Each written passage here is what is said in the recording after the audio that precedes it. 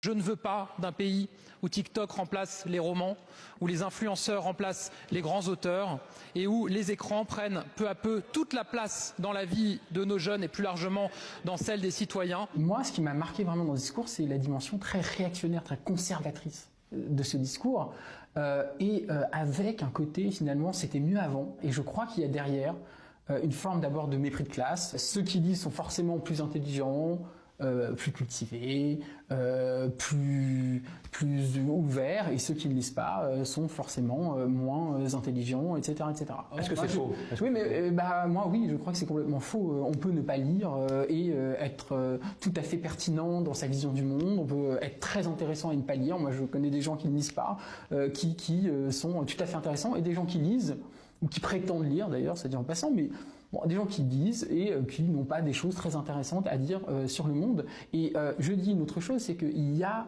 une dimension très culpabilisante dans le discours sur la lecture. Encore une fois, c'est en gros, si vous ne lisez pas, vous êtes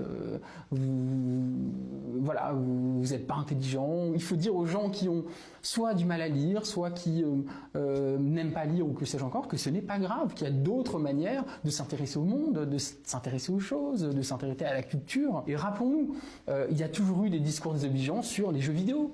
On a toujours eu des discours désobligeants sur la télévision, sur, que sais-je encore, sur la bande dessinée. Rappelons-nous toutes les polémiques sur les mangas. Il y a toujours eu un discours politique conservateur, méprisant et culpabilisant sur ce qu'aimait la jeunesse. Voilà. Et en particulier la jeunesse des classes populaires. Il y a une enquête qui a fait pas mal parler ce mois-ci du Centre national du livre, l'enquête du CNL en ce mois d'avril 2024, qui disait qu'effectivement, quotidiennement, les jeunes passent 10 fois plus de temps sur les écrans qu'à lire des livres. Est-ce que c'est un problème? Non, moi je crois pas. Moi je pense pas que c'est un problème. Je pense pas que c'est un problème que les jeunes passent plus de temps devant les écrans qu'en lisant. Parce que d'une part, il y a plus d'écrans aujourd'hui, donc forcément c'est normal, c'est naturel. Évidemment qu'il y a 50 ans, il n'y avait pas d'écran, mais d'autre part, on lit sur les écrans. On apprend des choses sur les écrans. Je pense que la jeunesse d'aujourd'hui est beaucoup plus ouverte au monde que la jeunesse d'hier, beaucoup plus. Mais beaucoup plus. Elle peut être plus ouverte, mais il y a certaines capacités qui sont peut-être amoindries, comme la concentration, par exemple. Il y a la question de la concentration. Il faut éduquer. Il faut former aux écrans, aux réseaux sociaux. Il faut faire évidemment attention à partir de quel âge, etc. Ça, évidemment, il faut écouter les scientifiques là-dessus. Je voudrais aborder un point qu'on aborde peu, me semble-t-il, dans ce débat-là, et qui pour moi me semble un peu clé. Dites-moi ce que vous en pensez, c'est la mémoire. C'est-à-dire que finalement, sur les réseaux sociaux, on peut voir assez peu de contenu qui date il y a 5, 7, 10 ans. Sur YouTube, c'est possible, mais sur TikTok, c'est très compliqué. Alors que dans les livres, on peut lire des livres qui ont été écrits il y a des années. Est-ce que finalement la place que prend les écrans par rapport à la place que prend l'écrit, ça questionne pas aussi notre rapport à la mémoire? C'est une bonne question. Moi, je dirais les choses de cette manière.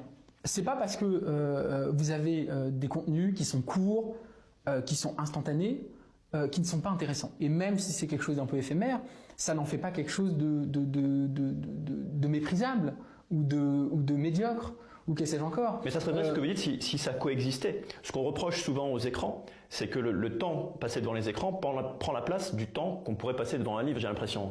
Mais j'entends le discours qui est de dire les écrans empêchent de lire, mais vous regardez il y a 50 ans, il y a 50 ans, il y avait plus d'analphabétisme en France qu'aujourd'hui. Donc déjà, on a progressé de ce point de vue-là, premièrement. Deuxièmement, il faut arrêter avec ce mythe de tout le monde lit, tout le monde lisait à l'époque. Non, ce n'est pas vrai.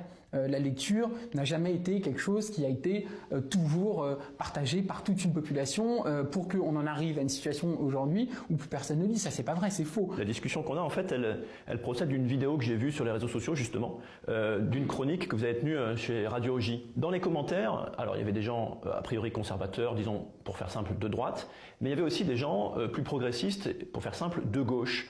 Et ils vous reprochaient notamment en fait de lâcher le combat culturel qu'a fait la gauche depuis des années quelque part, de donner la culture à tous. Vous comprenez ça ou pas, cet argument? Oui, je comprends, et j'ai vu ces réactions, et moi elles me dérangent sur 2 points. Je les comprends, hein, mais elles me dérangent sur 2 points. D'abord, elles reprennent le discours un peu conservateur sur il y a les bonnes cultures et les mauvaises cultures. Ce discours-là, moi, je ne comprends pas qu'il puisse être défendu à gauche. Ça, c'est une première chose. Et la deuxième chose que moi, je ne comprends pas dans ce discours, c'est cette volonté de contrôle sur la jeunesse, une volonté d'interdiction, une volonté finalement que l'État ait un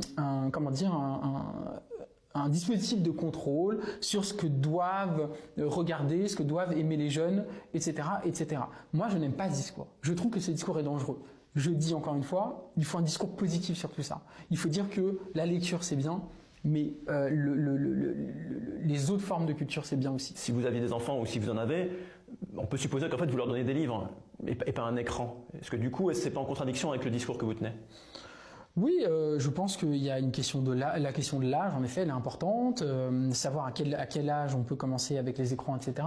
Mais je pense que les deux ne sont pas contradictoires. J'ai pas encore d'enfants, mais quand j'aurai des enfants, je sais que je leur montrerai des films Pixar, voilà, par exemple, que je trouve formidables, voilà. Et ça, c'est sur un écran que ça se regarde. Et je pense que ça peut leur apprendre autant de choses que un livre pour enfants, un conte pour enfants. Où les influenceurs remplacent les grands auteurs. On a le sentiment, quand on écoute en tout cas Gabriel Attal à l'Assemblée nationale, que les auteurs de romans ne lui font pas peur parce qu'ils appartiennent peut-être au même milieu social que lui. Et les influenceurs, comme il dit, lui feraient davantage peur parce qu'ils les contrôlent moins. Bah oui, c'est vrai que les auteurs de romans, etc., appartiennent souvent, pas toujours, hein, il y a des transfuges de classe, comme on dit, et heureusement, mais appartiennent souvent à la même classe sociale. Ils vont avoir un discours plutôt consensuel, on va dire. Alors il y a des exceptions. Annie Ernaux, une exception connue. Il y en a d'autres aujourd'hui. Édouard Louis. Édouard Louis, exactement. Ça veut dire finalement que les livres écrits sont moins subversifs que TikTok ? Bah c'est vrai, moi je regrette un peu que la littérature soit un peu plus consensuelle aujourd'hui.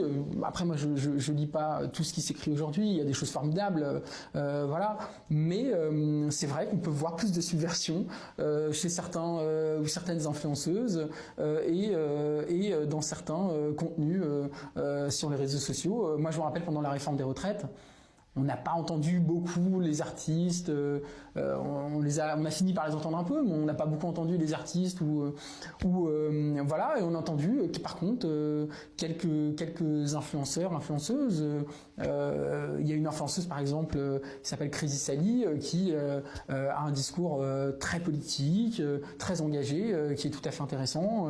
Je me rappelle même d'une autre influenceuse, Polska par exemple, qui pendant la réforme des retraites, qui subit d'ailleurs beaucoup de sexisme, etc., et qui pendant la réforme des retraites avait pris position contre la réforme des retraites de manière très courageuse.